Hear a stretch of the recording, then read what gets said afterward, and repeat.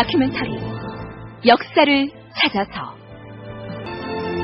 제401편 고려왕조 500년 막을 내리다.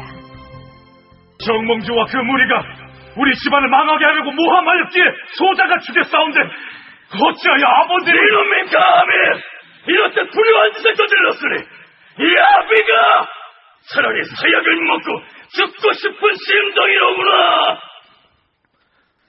고려사나 조선왕조 실록을 보면 이방원이 정몽주를 선주교에서 살해하고 나서 그 부자 간에 이러한 대화를 나눈 것으로 기술하고 있습니다.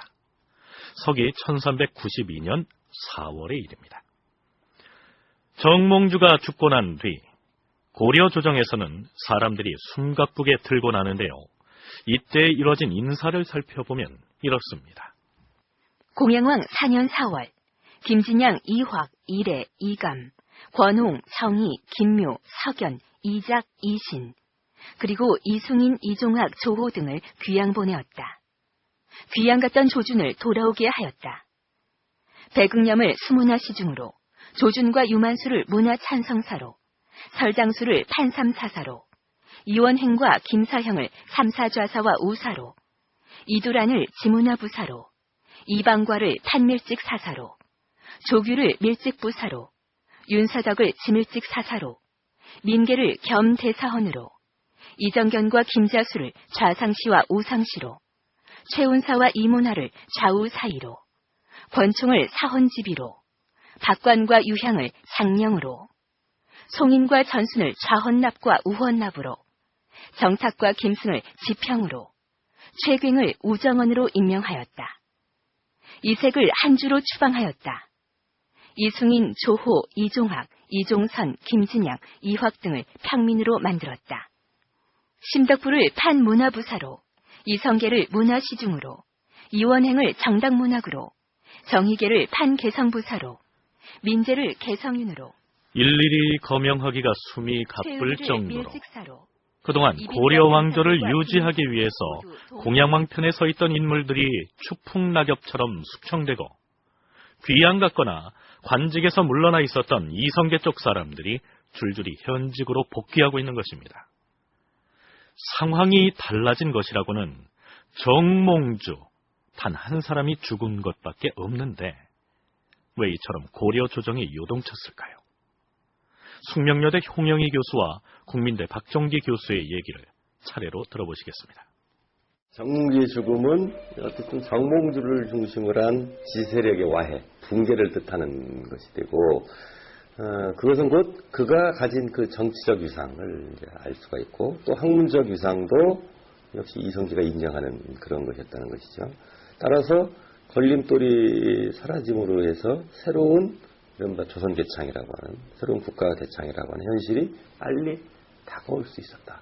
그렇기 때문에 정몽주의 죽음은 공양왕으로서도 자신을 지지할 축이 무너진 그런 그 충격이 올 수밖에 없었다 하는 것이죠. 당시에 구신 세력의 상징적인 인물이 바로 정몽주였다. 따라서 정몽주의 죽음은 곧 공양을 중심으로 하는 어떤 이 국왕파의 어떤 패배, 또 공양을 지지했던 구신 세력의 패배라는 그런 상징적인 의미를 갖는 것이다. 그런 점에서 정몽주 한 사람의 죽음은 곧 이제는 고려왕조를 더 이상 유지할 수 없다는, 또 고려왕조의 어떤 왕정체의 중심에 또 공양왕과 그를 옹이하는 구신 세력의 어떤 패배라는 그런 의미로 받아들이면 정몽주의 죽음은 한 사람의 죽음이 아니라 고려 왕조를 유지하려고 했던 구신파의 몰락이다. 정치적인 몰락이다. 이렇게 말씀을 드릴 수 있습니다. 공양왕은 세자를 마중 나갔다가 말에서 떨어져 부상당하는 바람에 물러나 있던 이성계를 다시 문하시중에 임명합니다.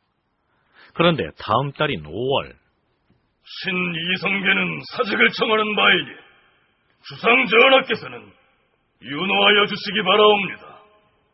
반대파의 우두머리였던 정몽주가 사라지고 모름지기 조정 권력이 자신의 수중에 들어왔는데도 이성계는 조정에 출사하지 않고 공양왕에게 사직을 하겠다고 통보합니다.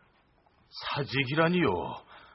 이 어지러운 시국을 맞이하여 이시중께서 사직을 하는 것은 온당치 않습니다.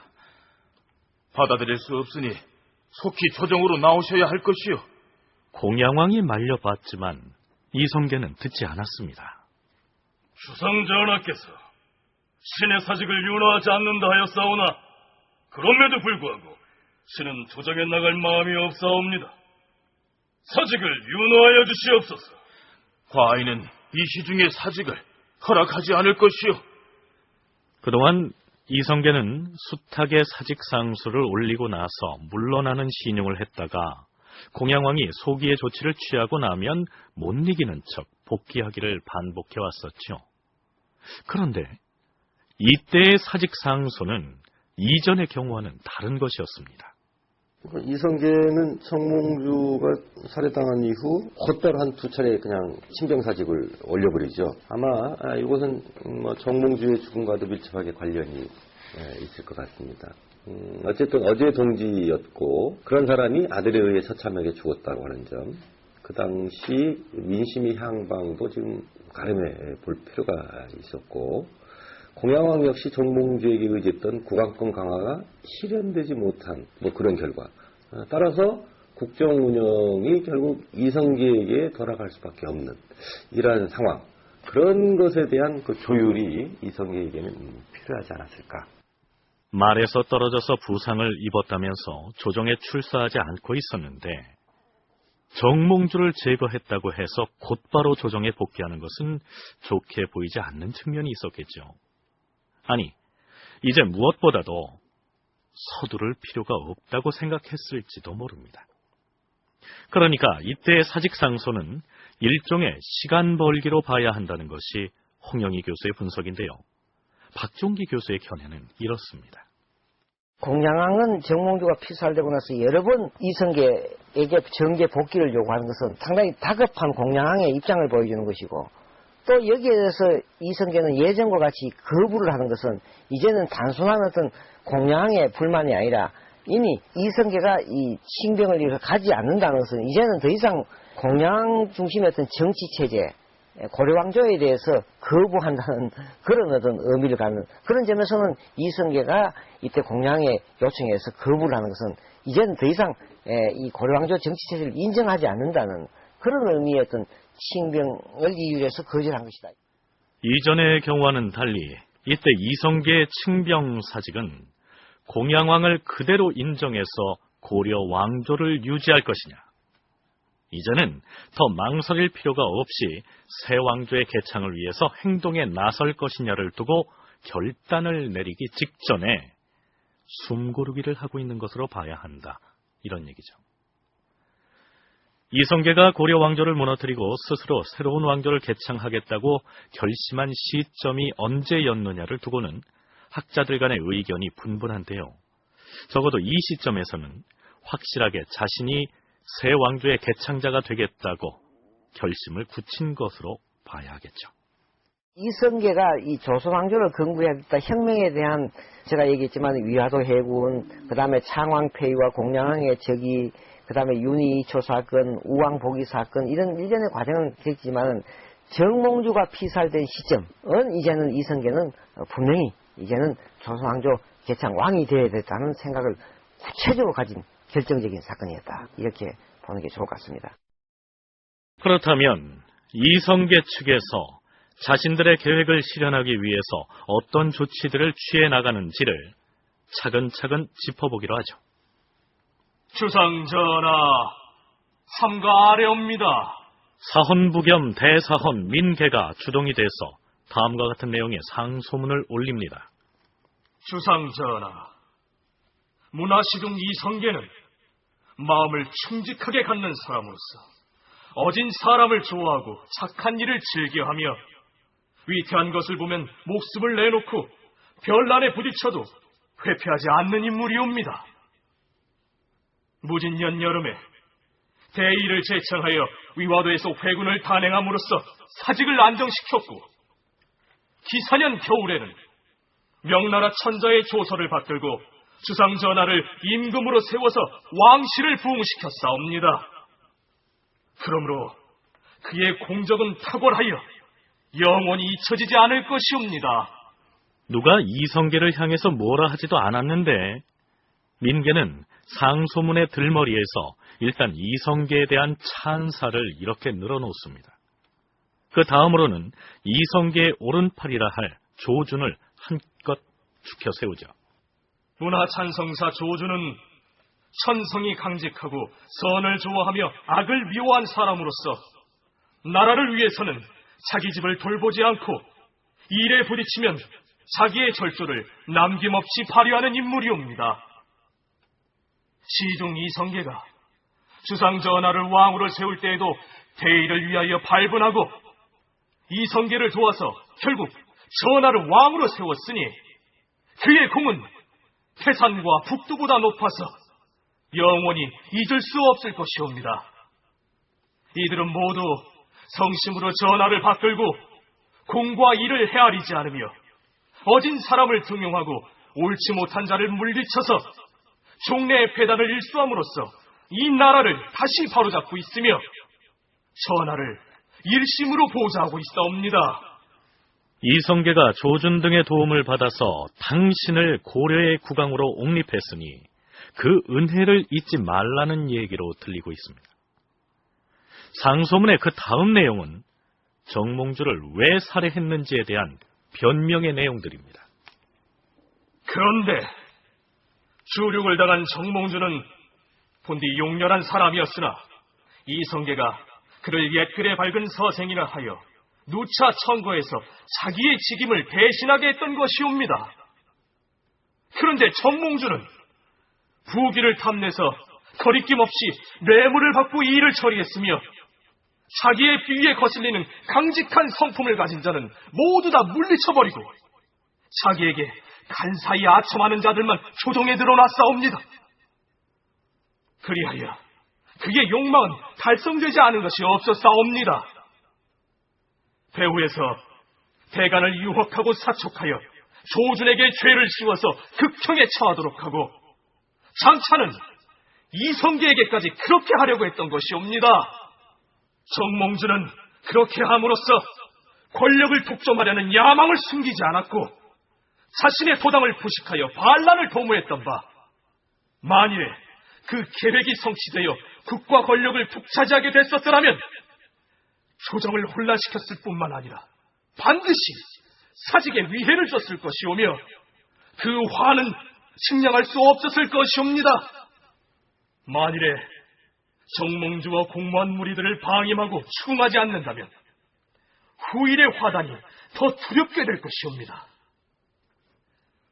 정몽주의 일당인 판삼사사 설장수는 간사하고 교활하며 철주가 없고 재물 늘리는 것만 일삼고 있는 자인데 그를 국가 공신으로 잘못 인정하여 재상 자리에 있게 했사옵니다. 지밀직사사 이무와 동지밀직사사 이비는 죄를 거듭 범했던 자이나 관대한 용서를 받아 정몽주와 관련 있는 사람들 중에 아직 조정에 남아있는 인물들을 탄핵하고 나선 것입니다. 그래서 어떻게 됐을까요? 이 시기 공양왕은 이성계 측에서 올린 탄핵 상소를 거부할 만한 힘을 갖고 있지 못했겠죠. 설장수와 김리는 그 관직을 파하고 귀향 조치를 명할 것이다. 상소문에 거론된 나머지 사람들은 모두 파면하고 먼 곳으로 유배할 것이다.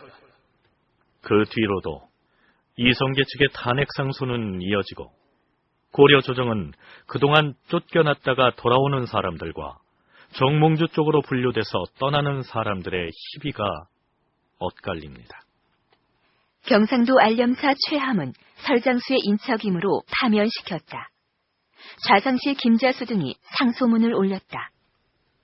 전임대 사원 강희백 등은 죄 없는 사람에게 죄를 얽어 만들어서 천하의 총명을 속였사오다.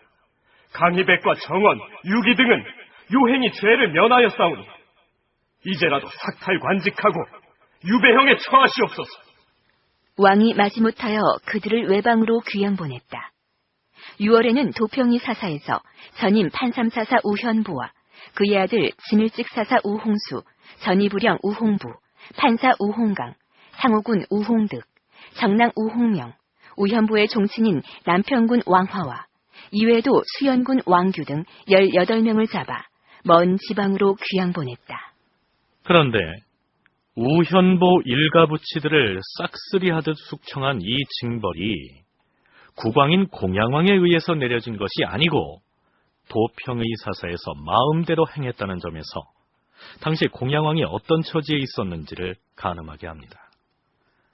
도평의 사사에서는 자기들 마음대로 우현보 일가에 벌을 내리고는 장지화를 시켜서 왕에게 이렇게 아뢰도록 합니다. 우현보 등이 여러 번 죄를 범하였사오나 주상 전하로부터 지나치게 관대한 용서를 받았사옵니다. 그럼에도 마음을 고치지 않고 다시 난을 일으키려 하여 화란의 기미가 급박하였기에 전하께 미처 아뢰지 못하고 우현보 등을 외방으로 귀양 보낸 것이옵니다. 신이 듣건대 난신 적자는 목을 벨 수 있다 하였으므로 감히 먼저 일을 행하고 나서 전하께 아뢰는 것이옵니다. 글쎄요, 우현보가 그 상황에서 반란을 일으키려고 했을 것 같지는 않은데요. 당연히 국왕의 권한인 이 징벌권을 사전에 마음대로 집행하고 나서 공양왕에게 이 사람들을 벌 줬으니 그리 알라 이렇게 통고를 한 것이죠. 그런데 우현보 등과는 반대로 이 시기에 의미 있는 인물들이 조정으로 돌아와서 관직을 회복하고 있었습니다. 정도전과 남은을 돌아오게 하였다. 이어서 조준을 경기좌우도 절제사에 임명하였으며 남은을 경상도 절제사로 임명하였다. 이성계의 왼팔과 오른팔이 모두 조정에 복귀한 것이죠. 1392년 6월 17일 부르셨사옵니까, 주상 전하? 명나라 황제의 생일이 다가오지 않느냐? 그렇사옵니다. 황제의 생일뿐 아니라 황태자의 생일도 얼마 남지 않았사옵니다. 그렇다면 양쪽에 모두 축하 사절을 보내야겠구나. 문화평리 경의를 황제에게 보내고 개성윤 조인경을 황태자에게 각각 보내 생일을 축하하게 할 것이니 준비를 하라 이르라. 예, 주상 전하. 그리고 외출을 할 것이니 악공 2사람과 주안상을 준비하도록 하라. 전하, 외출을 하시는데 어찌 악공들과 주안상을... 이 시중의 집으로 가서 어주를 내리고 여흥을 베풀어 그를 위로할 것이니 행차를 준비하도록 하라. 그리하겠사옵니다, 주상 전하. 공양왕은 이성계의 사저로 행차에 나섭니다. 조정에 출사하라고 해도 한사코 거부하고 있는 이성계를 왕이 직접 찾아가서 만나겠다는 얘기죠. 공양왕은 이성계의 사택으로 가서 그를 문병하고 술상을 차려놓고 말하였다. 자, 과인의 술을 한 잔 받으시오. 황공하옵니다, 전하.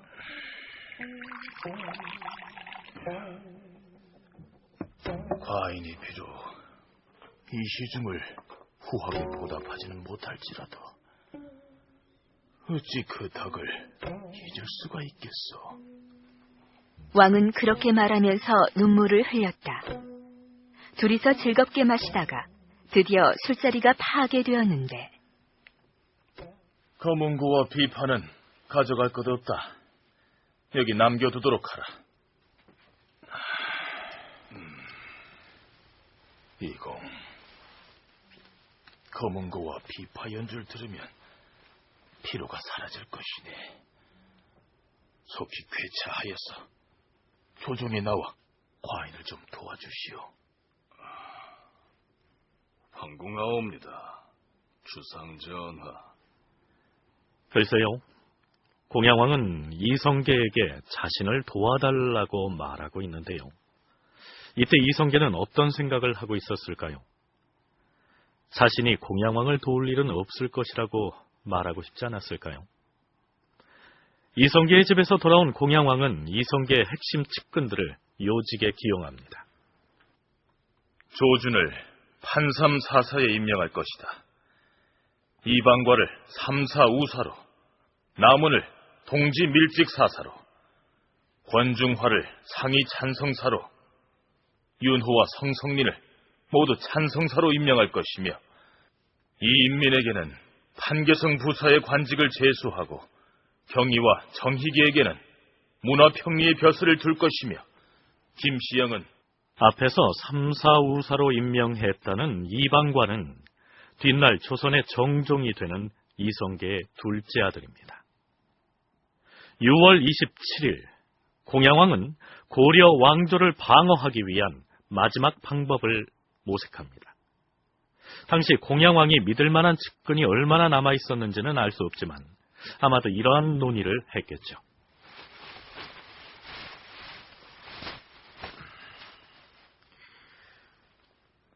전하,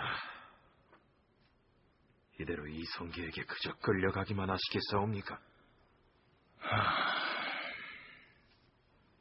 정몽주도 죽고 나를 보필하던 신료들이 모두 숙청되어서 떠났으며, 그 자리를 이성계 쪽 사람들이 다 차지하고 있는 터에 과인이 무엇을 더 어찌 해볼 수 있겠는가?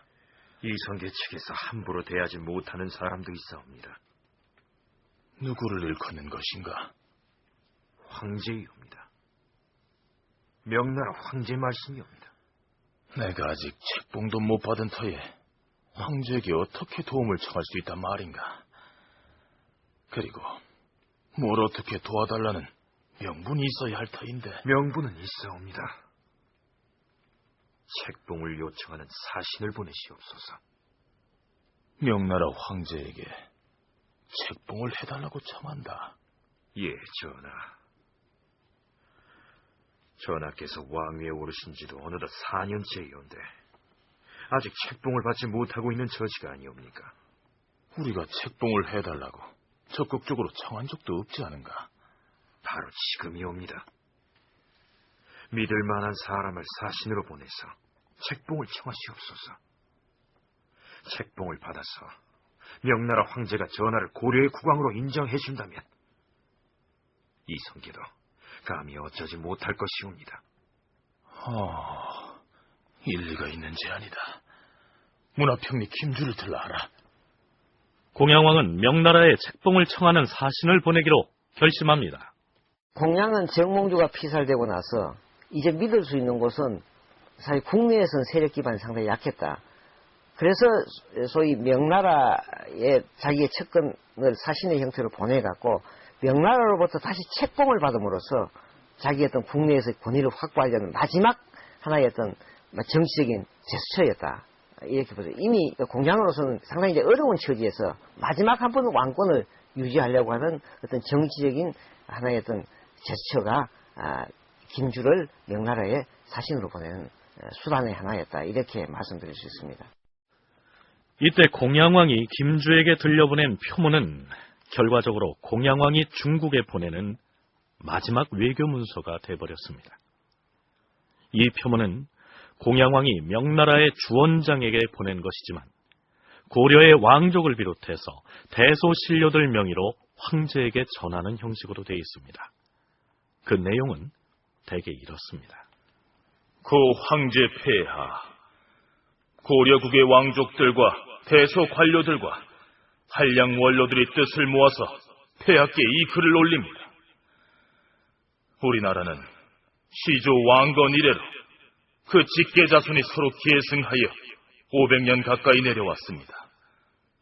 그런데 홍무 7년 9월에 공민왕이 불행하기도 태이을 자식을 남겨두지 아니하고 세상을 떠났습니다. 이때 나라 사람들이 왕족 중에서 어진자를 세울 것을 의논하였으나 간신 이인입이란 자가 자신의 권세와 왕의 총애를 공고히 하려고 무사람의 논의를 듣지 않고 신돈의 자식 신우를 공민왕의 후계라고 사칭하여 왕위에 올려 세웠던 것입니다. 그런데 신우는 극히 음탕하며 전횡하고 소인들과 친하게 지내면서 사냥과 주정으로 나를 보내고 나라의 정치에 관심을 두지 않았습니다. 하여 16년 동안이나 신인이 공로하였던 것입니다. 그런데 홍무 21년 6월에 이르러 신우도 인심이 순종하지 않음을 자각하게 되어 왕위를 그의 자식 신창에게 물려주었습니다. 그러나 신창 역시 유약하여 나랏일을 잘 알지 못하였으므로 온 나라가 불안에 쌓여 있었지만 어떻게 할 도리가 없던 차에 홍무 22년 9월 28일 우리나라의 문화평리 윤승순이 귀 명나라의 예부 자문을 가지고 돌아왔는데 그 자문에서 황제 폐하께서는 이렇게 이르셨습니다. 고려국에서는 나라 안에 복잡한 일들이 일어나서 그 신하들에게서 흉과 역이 혼돈되고 있으며 하는 일은 모두 좋은 계책이 되지 못한다. 왕족인 왕씨가 살해되고 그 후계가 단절된 후에 비록 이성이 가짜 왕씨라 하여 왕으로 되고 있으나 이건 역시 사만을 대대로 지켜나갈 좋은 일이 아니었다. 그러나 고려 왕은 우리 명나라 서울에 올 필요가 없다. 과연 그 나라의 현명한 신하가 제자리에 있어서 위로는 임금과 신하의 명분을 정하고 나라에서는 백성을 편안케 할 계책을 만들어 놓는다면 비록 수십 년을 입주하지 않는다 하더라도 무엇이 걱정되겠는가? 생각건대 황제께서는 만리 밖을 밝게 살피시어 진참과 거짓을 판단하여 주시니 온 나라가 감격하고 황송하게 여깁니다. 이에 공민왕 비인 안씨에게 말하여 그 명령을 받들고 태묘에 고한 다음 왕족 중에서 시조 왕건의 직계자손으로 전하여 내려온 신종 왕탁의 둘째 아들 양양군 왕서의 6대 적손인 정창 부원군 왕효가 족속으로 제일 가까웠으므로 홍무 22년 11월 15일에 공민왕의 뒤를 이어 나라 정사를 처리하게 하여 인심을 안정시켰던 것입니다. 그리고 그런 내용을 순안군 왕방을 파견하여 문서로서 당신에게 이미 보고한 지가 지금에 와서 4년째입니다. 우리들이 보건대 임시 섭정한 이래로 귀국에 대한 성의는 더욱더 공손하고 근심하여졌으며 국내 질서도 잘 유지되고 일반 백성들의 생활도 안정되었습니다. 그런데 왕위 계승에 관한 당신의 회답이 없으므로 온 나라가 불안하게 생각하고 있으니 인자한 마음으로 왕위 계승에 관한 책봉의 명령을 내리고 먼 곳 사람들의 마음을 위안시켜 주시길 바랍니다. 그렇다면 명나라는 왜 즉위한 지 4년째 이루고 있는 공양왕을 고려의 왕으로 책봉해주지 않고 있었을까요? 또한 공양왕은 이때 보낸 표문에 대해서 명나라 황제가 어떤 반응을 보일 것이라고 기대했을까요? 이성계 세력의 명분을 분명히 사전에 다 알고 있었기 때문에 공양왕을 고려왕으로 책봉한다는 것은 굉장히 부담을 안고 있을 수밖에 없다. 또 그것을 못 받은 공양왕의 입장에서도 굉장히 그 부담감이 될 수밖에 없다. 또 공양왕을 세운 이성계 세력의 입장에서도 굉장히 부담이 될 수밖에 없다. 그렇다면 이 시기에 어떤 그 전국 주도 과정, 그 다음에 이성계 세력의 역상명령 이후의 건국 과정, 이것을 염두에 둔다면 오히려 이 공양왕의 고려왕 책봉, 명예 고려왕 책봉을 이성계 측에서도 요구할 수도 있다. 자, 홍영희 교수의 견해가 다소 독특한데요. 이때 명나라의 책봉을 요청하는 표문을 보낸 것은 어떻게든 이성계 세력으로부터 고려 왕조를 지켜내려는 자구책일 수도 있지만 명나라의 공양왕 책봉을 이성계도 바랐을 가능성도 있다. 이렇게 분석합니다. 우선 이때 공양왕이 사신으로 보낸 김주라는 사람의 경우 후에 이성계 세력이 조선을 건국할 때 거기에 가담합니다. 그럼 이성계도 김주를 책봉을 청하는 사신으로 명나라에 보내는데 찬성을 했을 것이란 얘기죠. 이성계가 역성혁명의 과정에서 혁명의 정당성을 찾기 위해선 정통성 있는 왕조, 정통성이 있는 국왕으로부터 왕위를 선의받아야 했기 때문에 김주의 명나라 파견에는 이성계도 개입했을 것이다. 이런 얘기입니다. 물론 상상력을 동원해서 가정을 해보자면 그렇다는 얘기입니다. 그렇다면 이때 명나라를 향해 떠난 김주는 명나라 황제로부터 어떤 대답을 듣고 왔을까요? 결과적으로 그러한 질문은 부질없는 것이 되어버렸습니다. 고려사에는 김주가 표문을 가지고 명나라로 떠났다는 내용의 비사 바로 뒤에 이렇게 덧붙이고 있습니다.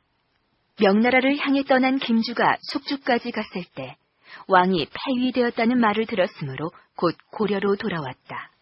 숙주는 평안도의 평원입니다. 김주는 명난 고려의 마지막 외교사절이었으나 명나라의 수도인 남경에는 가보지도 못한 채 고려가 망했다는 비통한 소식을 도중에 듣고서 돌아올 수밖에 없었던 것이죠. 그런데 그 이전에 명나라에 갔던 사신 중에 역시 허탕을 치고 돌아온 사람이 있었습니다. 명나라 황태자의 생일을 축하하기 위해서 파견됐던 사신 조인경이 그 사람인데요. 조인경은 서경에 이르렀다가 명나라 황태자가 죽었다는 소식을 듣고 돌아왔다. 1392년 7월이 됐습니다. 그런데 어느 날 공양왕은 이성계의 아들 이방원과 성균관에서 학생들을 가르치는 성균사의 조용을 은밀하게 부릅니다. 부르셨사옵니까, 주상전하? 그래. 어서 오라. 과인이 두 사람을 부른 연유를 설명할 터이니 잘 듣고 이행해 주었으면 좋겠다. 여부가 있겠사옵니까? 어명을 내리시옵소서, 주상전하. 과인이 이시중과 함께 맹세를 하려고 한다. 주상 전하께서 신의 부친과 맹세를 하시겠다는 말씀이시옵니까? 그렇다. 하오면 어떤 내용으로 맹세를? 그것은 과인이 일방적으로 청할 수 없는 일이니 이시중에게 가서 과인의 말을 잘 전하고 맹세문의 초고를 작성해 가지고 오도록 하라. 그리고 성균사에는 맹세를 했던 사례가 고사에 있을 것이니 그 근거를 찾아보도록 하라. 주상전하, 아래옵기 송구하오나 맹세라는 것을 좋다고 할 수는 없을 것이옵니다. 옛 성인도 나쁘게 여겼사옵니다. 맹세의 사례가 고사에 없다는 것인가? 열국 간의 동맹이라면 옛날에도 있었사옵니다. 허나 임금과 신하의 동맹은 경전이나 고사에서 그 예를 찾아볼 수 없사옵니다. 고사에 사례가 있고 없는 것이 중요한 것이 아니다. 어찌됐든 이 시중에게 가서 초안을 받아오라 하지 않느냐? 어명대로 거행하겠사옵니다, 주상전하. 대체 공양왕은 이 시점에서 무슨 생각으로 이성계와 군신 간의 맹약을 맺으려고 했을까요? 정몽주 피살 이후에 어찌 보면 공양은 그래도 이 왕권을 내려놔야 되겠다. 포기하는 입장은 아니지 않느냐. 이 7월 달에 이 공양은 그 이성계 아들이었던 이방원과 또 측근이었던 조용을 불러갖고 이성계와 동맹을 맺자. 이런 얘기를 하고 또 한 달 전에는 자기의 측근이었던 김주를 명나라에 보내서 명나라로부터 책봉을 하려고 하는 것을 봐서는 아직도 정몽주 피살 이후에 아직도 조선왕조 건국되기 불과 한두 달 전이지만 여전히 왕권에 대한 집착, 왕위를 유지해야 되겠다고 하는 하나의 어떤 집념은 대단했다고 볼 수 있는 거죠. 이때쯤이면 공양왕도 이성계가 고려 왕조를 무너뜨리고 새 왕조를 세우려 한다는 사실을 알고 있었겠죠. 그러나 이때까지는 왕위를 내놓을 생각이 전혀 없었던 것으로 보입니다. 그렇다면 공양왕은 이성계와 어떤 내용의 맹세를 하려고 했으며 이성계의 반응은 또 어떠했을까요? 조용과 이방원이 이성계에게 가서 왕이 말한 대로 전하였다. 그러자 이성계가 이렇게 말했다. 내가 무슨 말을 하겠느냐. 전하께서 그리 말씀하셨다 하니 너희들이 임금이 말한 대로 초안을 알아서 작성하도록 하라. 조용히 물러나와서 초안을 작성하였다. 그 조용히 작성했다는 맹세문의 초안은 이렇습니다. 이 시중 그대가 아니었으면 과인이 어찌 이 자리에까지 이를 수 있었겠는가? 그대의 공과 덕을 과인은 결코 잊을 수가 없느니라. 천지신명은 위에서 곁에서 이것을 굽어보고 있을 것이다. 대대로 우리 자손들은 서로 해치지 말 것이다. 내가 그대를 저버린다면 이 맹세를 증거로 삼으라. 그러니까 공양왕이 이성계에게 일방적으로 다짐을 하는 형식입니다. 자손들이 대대로 서로를 해치지 말게 하자는 구절이 예사롭지 않습니다. 조용과 이방원이 이 초고를 왕에게 올리자 왕이 좋다고 하였다. 그만큼 공양왕의 처지가 불안했다는 것이죠. 이미 6월 달에 사헌부하고 도평사사에서 계속적으로 군왕의, 그러니까 공양왕의 군주의 자질을 굉장히 폄하하는 내용들이, 폄하하는 상소들을 올리고 있습니다. 아주 굉장히 신랄한 내용들인데요. 이로부터 공양왕은 이 왕위의 어떤 그 유지에 대한 자신감을 상실을 했을 것 같고, 그리고 초고의 내용도 역시 나는 이성계의 덕분에 왕위에 올랐고, 근데 이것을 어찌 잊을 수가 있겠느냐. 자손들이 서로 해치지 말 것을 주내용을 하고 있다는 것이죠. 요 사이로 말씀드린다면 공동정권을 만들자 이런 이제 얘기를 하고, 그러자 이쪽 이성계 쪽 일파에서는 이게 다른 나라와 다른 나라 사이에는 맹세가 있을 수 있지만 군신 간에는 임금과 신하 사이에 맹세란 것은 예전에 들어본 적이 없다. 이렇게 해서 이것을 거부를 하게 된 거죠. 바로 이성계 일파들이 여기에 대해서 거부를 했다고 하는 것은 이제 고려왕조를 더 이상 유지할 수 없다. 어찌 보면 이 공양왕의 공동맹세를 요구하는 이 자체가 고려왕조가 이제 마지막으로 무너지고 있다는 하나의 어떤 표시가 아니냐, 이렇게 볼 수 있습니다. 7월 12일 주상 전하, 행차할 준비가 다 되었사옵니다. 알았느니라. 가운데 전하, 어디로 모셔야 할 것인지. 이시중의 집으로 갈 것이다. 헌데 어찌하여 신료들이 모두 나와 있는 것이냐? 이처럼 요란하게 수종할 필요가 없을 터인데. 지금 공양왕은 이성계의 사저로 향하려는 순간입니다. 무엇을 하러 가느냐고요? 성균관사에 조용히 작성한 그 맹세문을 놓고 이성계와 맹약의 예를 행하러 가려는 것이죠. 그렇다면 이성계의 집에서는 왕을 반겨서 맞을 준비를 하고 있었을까요? 아니었습니다. 먼저 이방원이 남은과 모종의 모의를 하고 있었습니다. 이때를 놓치면 아니 됩니다. 그렇습니다. 천명과 인심이 이미 임금에게 있지 않습니다. 이시중께 빨리 왕위에 오르도록 권고하기를 망설일 필요가 없게 되었습니다. 그렇습니다. 사람들에게 우리의 뜻을 알려야겠습니다. 이시중께 알려야 하지 않겠습니까? 아니 됩니다. 아버님은 불같이 화를 내실 것입니다. 이방원이 남은과 더불어 비밀리에 계책을 정하였다. 남은은 평소의 뜻이 통하는 조준, 정도전, 조인옥, 조박 등 52명과 더불어 이성계를 추대하기로 모의하였다.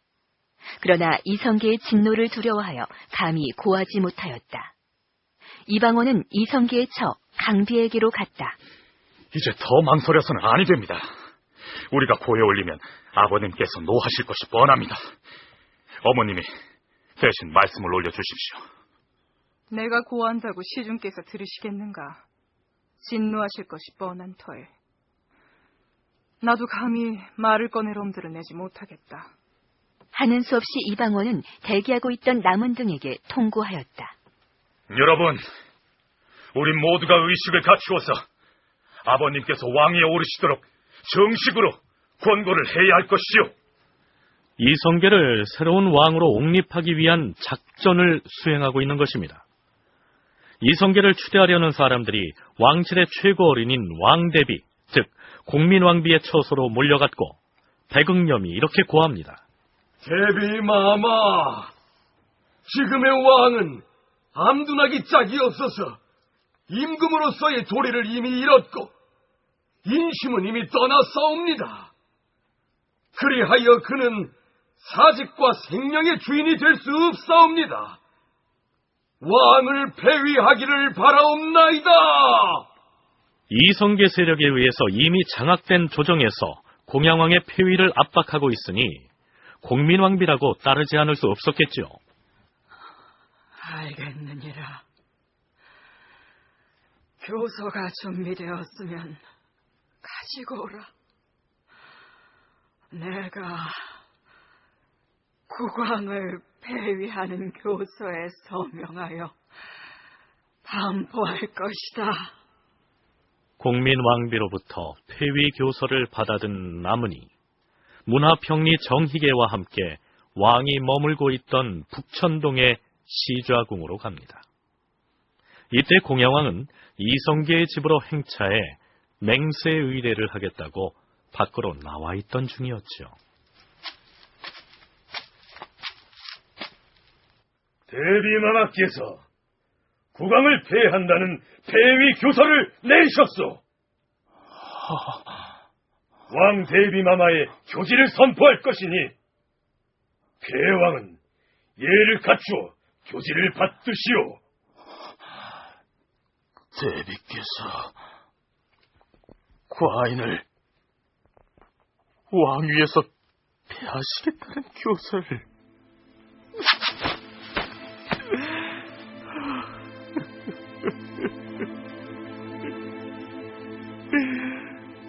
나문이 우부대원 한상경을 시켜서 교지를 선포하게 하니 왕이 고개를 숙이고 바닥에 엎드려 비통하게 말하였다. 나는 본디 임금이 되고 싶지 않았는데 여러 신하들이 나를 강제로 임금으로 세웠습니다. 내가 성품이 불민하여 나란 일의 근본을 알지 못하니 어찌 신하의 심정을 거스린 일이 없었겠습니까? 왕이 흐느꼈다. 눈물이 두서너 줄기 흘러내렸다. 마침내 왕이 추방되어서 원주로 떠났다.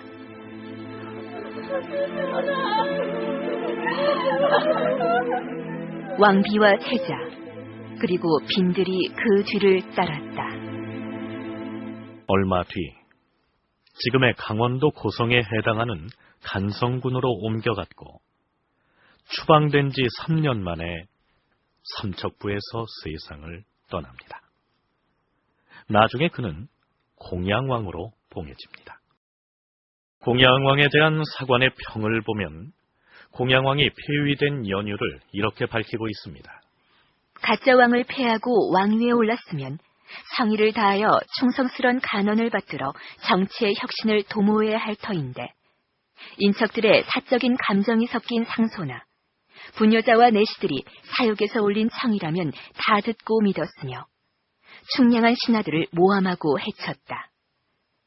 인심은 멀어지고 천명이 스스로 떠나버려서 왕씨의 500년 왕업이 돌연히 멸망하여 버렸으니 비통한 일이다. 고려사에 기록된 공양왕의 평가를 보면 그가 무엇을 잘못했고 어떤 과오가 있었는지가 뚜렷하게 나타나 있지 않습니다. 충성스러운 간언을 잘 듣지 않았다라고 했지만 그것은 이성계 세력에게 고분고분하지 않았던 것이죠. 바꿔 말하면 공양왕이 왜 왕위에서 쫓겨나야 했는지, 그리고 더군다나 500년을 이어온 고려 왕조가 왜 멸망해야 했는지, 이성계가 새 조선이란 새 왕조를 개창할 그 명분이 너무 약하다는 것이죠.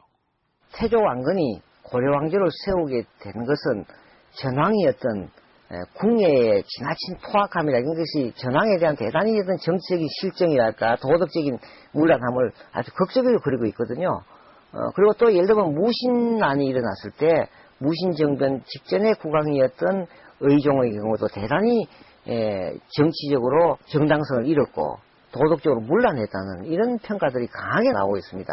그런 점에서 생각한다면 이 500년 고려왕조의 마지막 국왕인 이 공양왕의 어떤 역사적인 평가를 보면 이것이 과연 조선왕조를 건국하는데 국왕의 어떤 이 행위가 조선왕조를 세울 수 있는 적극적인 어떤 이유가 되기에는 사실은 사평은 너무 약하다.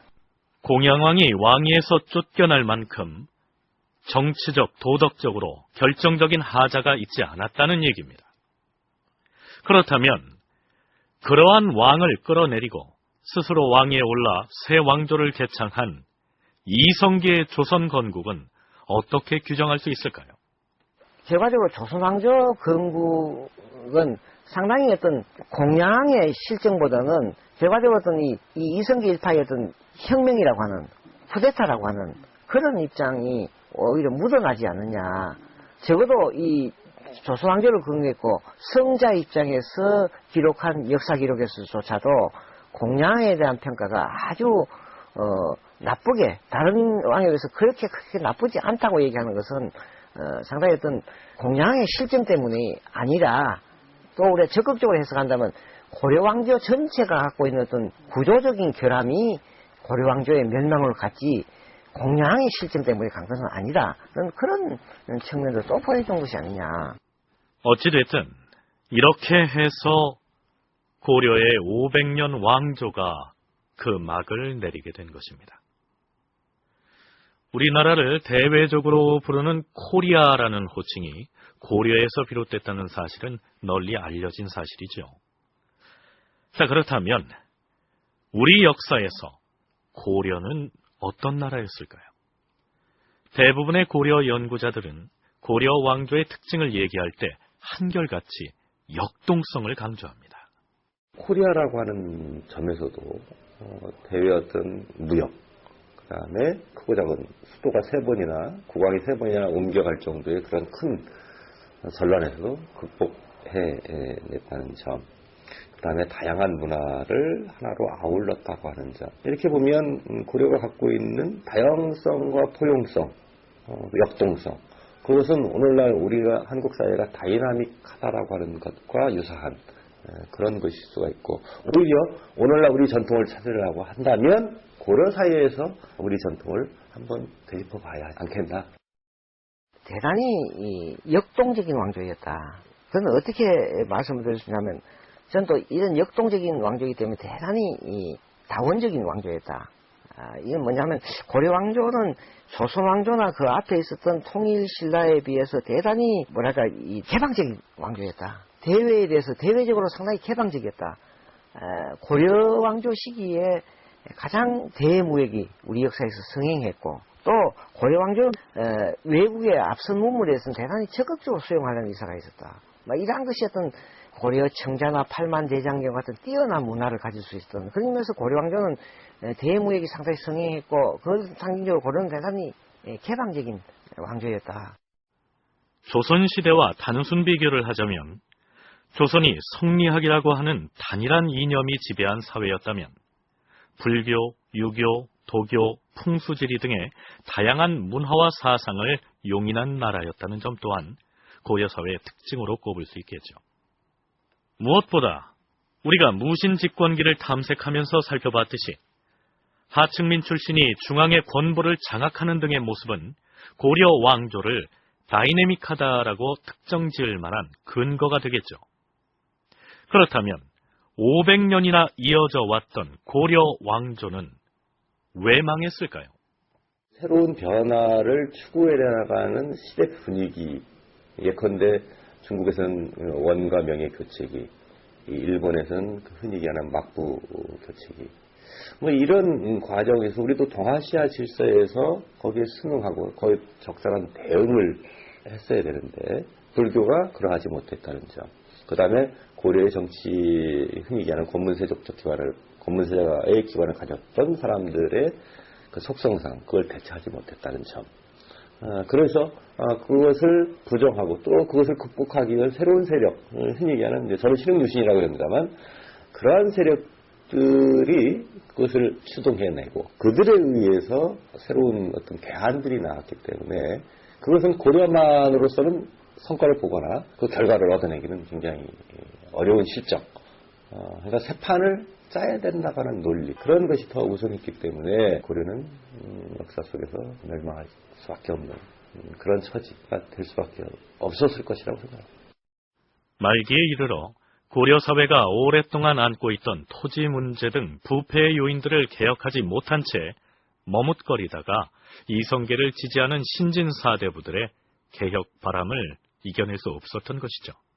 고려왕조의 어떤 불법적인 현상, 부정부패를 개혁하는 중요한 명분이 고려 말에 이 성리학이 수용되면서부터 비로소 사회 모순의 근원을 볼 수 있는 이념과 시각이 생겼다.